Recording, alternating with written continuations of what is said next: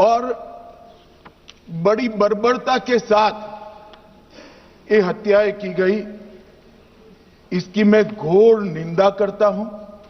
और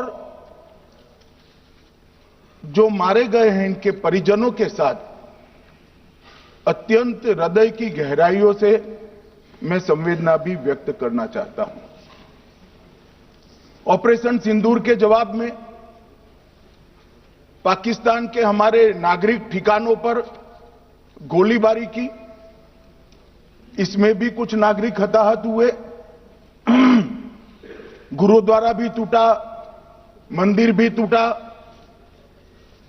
जो भी नागरिक उसमें घायल हुए हैं और जो हताहत हुए हैं, वो सभी के प्रति मैं पूरे सदन की ओर से गहरी संवेदना व्यक्त करना चाहता हूं। माननीय अध्यक्ष जी, कल से यहां पर पक्ष और विपक्ष दोनों की चर्चा चल रही है और स्वाभाविक है, जब इस तरह की नृशंस घटना घटे देश में, तब इस पर मुक्त चर्चा भी होनी चाहिए, चिंतन भी होना चाहिए। आगे न हो इसकी व्यवस्था की भी चिंता होनी चाहिए। माननीय अध्यक्ष जी, मैं विषय पर आने से पहले आपके माध्यम से सदन को और सदन के माध्यम से पूरे देश को ऑपरेशन महादेव जो कल एक हुआ है, इसकी जानकारी देना चाहता हूं। माननीय अध्यक्ष जी, कल ऑपरेशन महादेव में सुलेमान उर्फे फैजल जट, अफगान और जिब्रान, 3 आतंकवादी सेना, सीआरपीएफ और जम्मू कश्मीर पुलिस के संयुक्त अभियान में ऑपरेशन महादेव में मारे गए। और माननीय अध्यक्ष जी, ये जो सुलेमान है, ए श्रेणी का लश्कर तोयबा का कमांडर था पहलगाम हमले में, और गगनगिर आतंकी हमले में वो लिप्त था। इसके ढेर सारे सबूत हमारी एजेंसियों के पास है। अफगान ए श्रेणी का लश्कर तैयबा का आतंकवादी था और जिब्रान भी ए ग्रेड आतंकवादी था। और माननीय अध्यक्ष जी, मैं सदन को और सदन के माध्यम से पूरे देश को बताना चाहता हूं, जिन्होंने बैसरन घाटी में हमारे प्रवासियों को, नागरिकों को मारा था, ये तीनों आतंकवादी ये थे और तीनों मारे गए।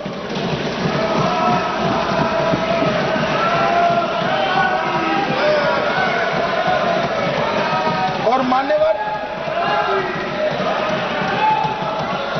मैं आज इस सदन के माध्यम से सेना के पैरा 4, सीआरपीएफ के सारे जवान जो अभियान में शामिल थे और जम्मू कश्मीर पुलिस के जो जवान थे, वो सभी को सदन और पूरे देश की ओर से बहुत बहुत साधुवाद देना चाहता हूं। माननीय अध्यक्ष जी, मैं इस ऑपरेशन महादेव के बारे में थोड़ा डिटेल में बताना चाहूंगा। ऑपरेशन महादेव की शुरुआत 22 मई 2025 को, एक प्रकार से तो जिस दिन हत्या हुई थी उसी दिन रात को 22 मई 2025 को हुई। जिस दिन हत्या हुई थी उसी दिन रात को एक सुरक्षा मीटिंग की गई थी जम्मू कश्मीर में। ये पूछ रहे थे, कोई गए नहीं, सिर्फ राहुल गांधी गए। अब आपकी आंख कौन से चश्मे से देख रही है मुझे मालूम नहीं। माननीय अध्यक्ष जी, 1 बजे हमला हुआ, मैं 5:30 बजे श्रीनगर में उतर चुका था। माननीय अध्यक्ष जी, अरे सुनो, मैं बताता हूं ना 22 में, सुनो ना प्लीज, धैर्य रखकर सुनो, हमने आपको नहीं टोका है, सुनना पड़ेगा भाई, ऐसे नहीं चलेगा। माननीय अध्यक्ष जी, नहीं, पर बैठे बैठे मत बोलिए आप भी। माननीय अध्यक्ष जी, 23 अप्रैल को टिप्पणी मत करिए। एक सुरक्षा मीटिंग की गई। सभी सुरक्षा बल, सेना, CRPF, BSF, Jammu Kashmir police, और सबसे पहले उसमें निर्णय किया गया कि जो नृशंस हत्यारे हैं वो देश छोड़कर पाकिस्तान भाग न पाए, इसकी हमने पुख्ता व्यवस्था की और भागने नहीं दी। 22 मई को आईबी के पास एक ह्यूमन इंटेल आई और एक क्षेत्र के अंदर, दाची गांव क्षेत्र के अंदर आतंकवादियों की उपस्थिति की सूचना मिली। आईबी और सेना द्वारा दाचीगांव क्षेत्र में अल्ट्रा सिग्नल कैप्चर करने के लिए जो इंस्ट्रूमेंट हमारी एजेंसियों ने बनाए हैं, इसके द्वारा इस सूचना को पुख्ता करने के लिए मई से 22 जुलाई तक लगातार प्रयास किए गए।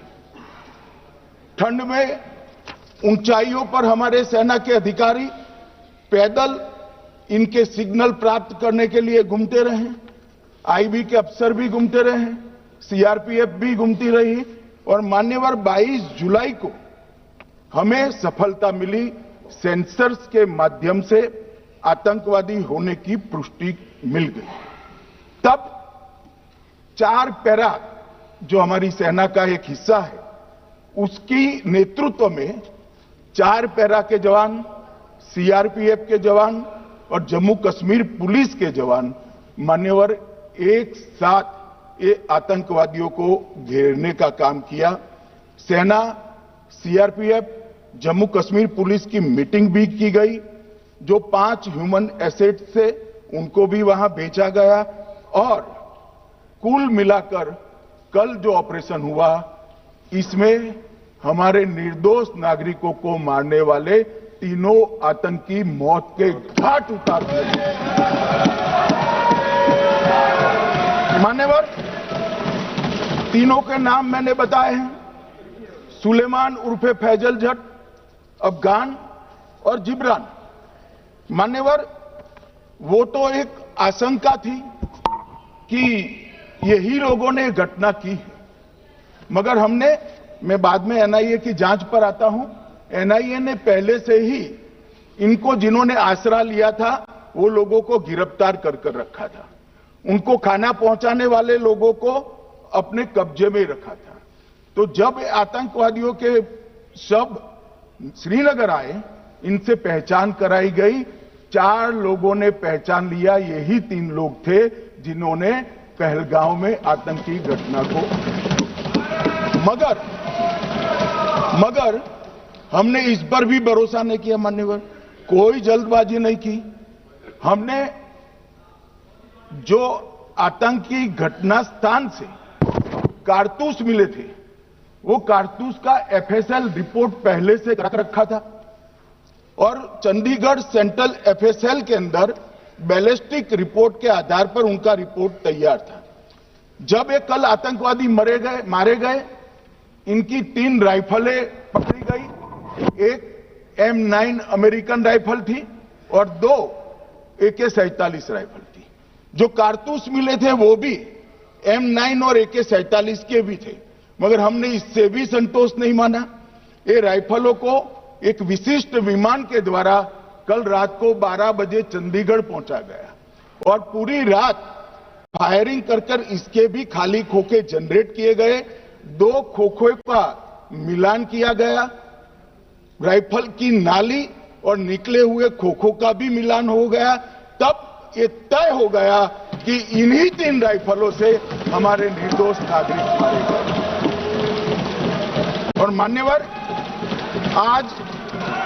आज मैं सदन को बताते हुए बहुत खुश हूं। मोदी जी ने ऑपरेशन सिंदूर कर आतंकवादियों को, जिन्होंने आतंकवादियों को भेजा था, उनके आकाओं को जमीन में मिलाने का काम किया था। सेना और सीआरपीएफ ने वो आतंकवादियों को भी समाप्त कर दिया। और मान्यवर,